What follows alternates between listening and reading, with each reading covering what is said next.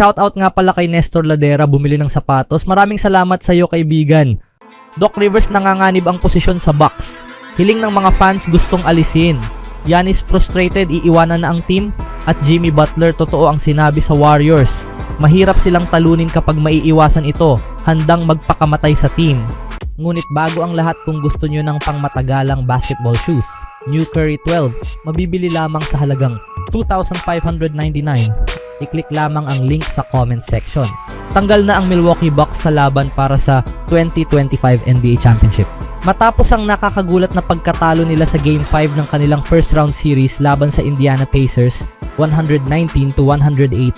Nitong Miyerkules ng araw, bagamat hindi na nakakagulat ang kanilang maagang pagkala sa playoffs matapos silang mabaon sa 3-1 series, ang ikinagulat ng marami ay ang matinding pagbagsak ng Milwaukee sa overtime ng Game 5. Ang masakit na pagkatalong iyon ay nag-udyok ng malalakas na panawagan mula sa mga fans sa social media na tanggalin na si head coach Doc Rivers, na muling nadagdagan ang kanyang listahan ng mga nakakainis na playoff failures. Fire Doc Rivers into the sun, pero gaya ng sabi ko, dalawang bagay ang pwedeng totoo sa parehong oras. Ani ng isang fan, alisin si Doc Rivers ngayon na, sigaw ng isa pang nagagalit na netizen.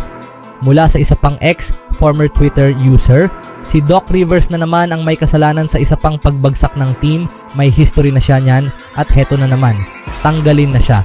At salamat kay Giannis sa lahat ng binigay mo, pero bigo ang organisasyon sa iyo. Isa pang fan ang sumang-ayon, 3 salita lang, tanggalin si Doc. Kahit manatili si Giannis, paano mo hindi tatanggalin si Doc Rivers matapos yon? Bawat timeout, nakakakuha agad ang Pacers ng 5 puntos habang ang Bucks parang litong-lito, dagdag pa ng isa.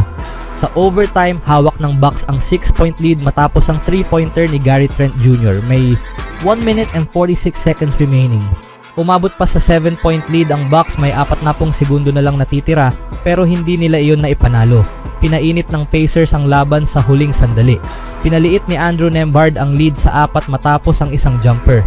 Sinundan ito ng layup ni Tyrese Haliburton kasunod ng isang matinding turnover mula sa Milwaukee.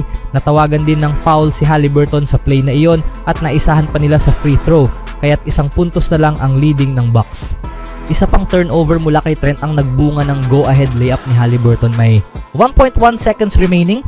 Nagkaroon pa ng huling pagkakataon ang Milwaukee na manalo, ngunit mintis ang desperadong shooting ni Trent habang tumunog ang buzzer. Ang Bucks na kinuha si Doc Rivers sa gitna ng 2023-24 NBA season ay na-eliminate na ngayon sa first round ng playoffs sa ikalawang sunod na taon. Ang laban sa pagitan ng Indiana Pacers at Milwaukee Bucks ay hindi kinulang sa kasiyahan sa buong playoffs. Kinuha ng Pacers ang panalo, ngunit si Giannis Antetokounmpo ay may ilang mga salita pagkatapos ng laro.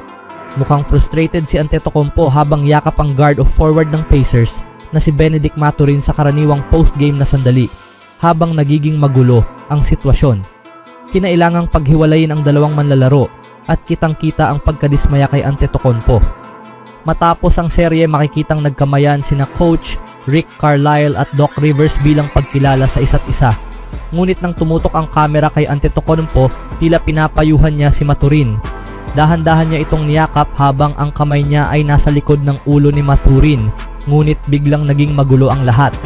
Nahuli ng kamera na nagtutulakan ang dalawang manlalaro at hindi agad binitiwan ni Antetokounmpo si Mathurin. Dumating sina Obi Toppin, Jarace Walker at Taurean Prince upang paghiwalayin sila. Mabilis na kumalat ang tensyon at nagkaroon ng malaking gulo sa gitna ng court. Karaniwan, ang mga koponan ay maayos na umaalis pagkatapos ng laban. Iniisip ang kanilang mga desisyon at nagbibigay galang sa isa't isa.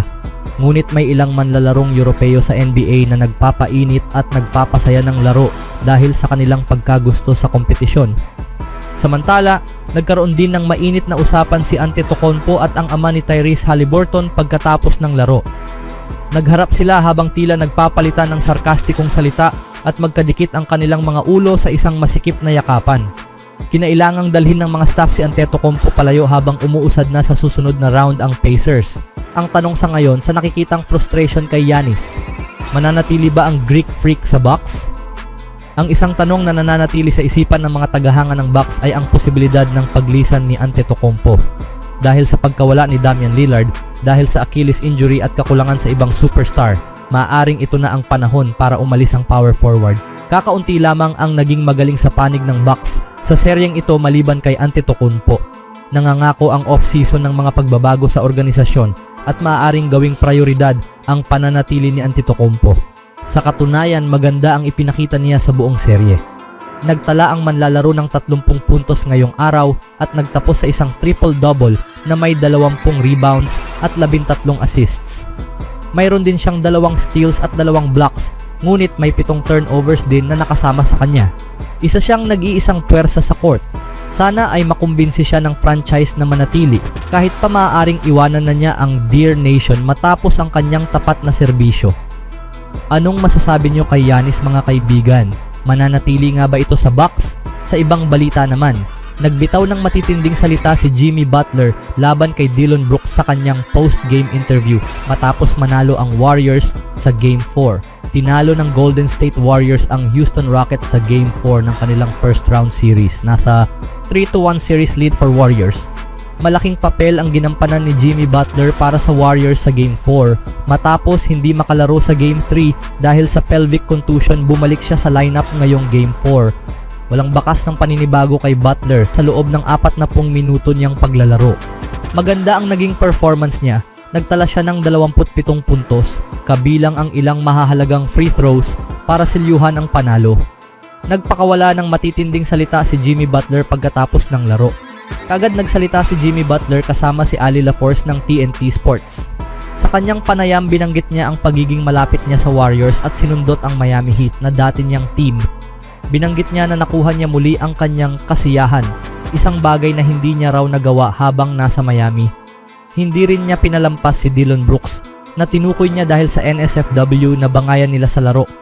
Ayon kay Butler, ito ang naging motibasyon niya para manalo. Mahalaga ito para sa akin.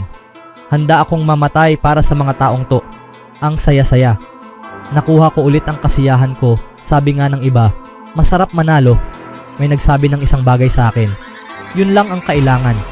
Isang salita lang, yun na ang magsisindi sa akin tuwing may laro. Ginagawa na namin ito buong season. Palagi kong sinasabi, kami ang may pinaka-confident na mga manlalaro kahit sino kayang mag-shoot. Pero higit pa ron, nakafocus kami sa depensa. Kapag nababawasan namin ang turnovers, mahirap talaga kaming talunin, sabi ni Butler para sa Warriors. Nag-e-enjoy si Butler sa kanyang panahon kasama ang Golden State. May iniindang injury si Butler bago ang laro. Ngunit posibleng ang pagkakatambak ng Miami Heat ilang minuto bago magsimula ang laro ng Warriors ang naging dagdag motibasyon niya. Habang si Pat Riley ay naghahanda na para sa post-Butler era ng Heat, niyayakap naman ng Warriors ang presensya ni Butler sa kanilang team. Ang pag-asa ng mga fans ngayon ay hindi lalong lumalala ang kanyang hip injury matapos ang laro, lalo't susunod na kalaban nila ay ang Rockets sa Game 5 na gaganapin sa Houston. Ipinakita ni Butler sa laro kung gaano siya kahalaga sa playoff run ng Warriors at ang pagkawala niya sa susunod na laro ay maaaring maging sagabal sa kanilang momentum. Anong masasabi niyo mga kaibigan sa sinabi ni Butler?